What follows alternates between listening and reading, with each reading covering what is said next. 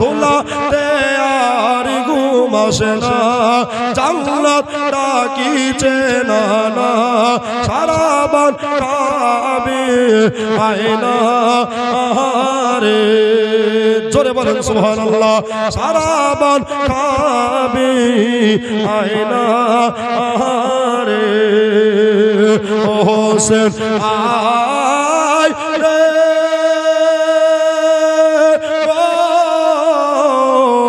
তোলাতে আর ঘুম আসে না, জান্নাত ডাকিছে না না, সারাবান কাবি আয়না আরে সারাবান কাবি আয়না আরে জোরে বলেন ইয়া হোসেন।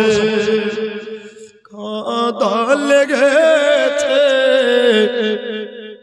সোনার শরীরে, যখনই দুলদুল খেমাই কান্দে ও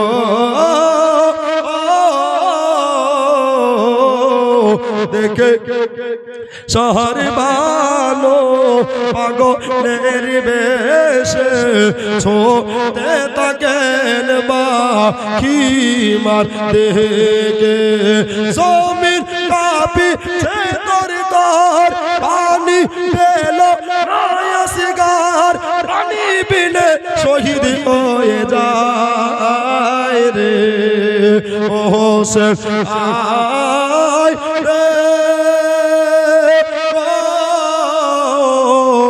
তোলাতে আর ঘুম আসে না, জান্নাত ডাকিছে না না, সারাবান কাবে আয়না আরে সারাবান কাবে আয়না আরে জোরে বলেন সুবহানাল্লাহ। শেষকার শের পড়ছে জোরে বলেন তো ইয়া রাসূলুল্লাহ। কাঁটা বাছে মত হোসেন চাটিকায়, এ দেখিয়া কলেজা ফেটে যায় গো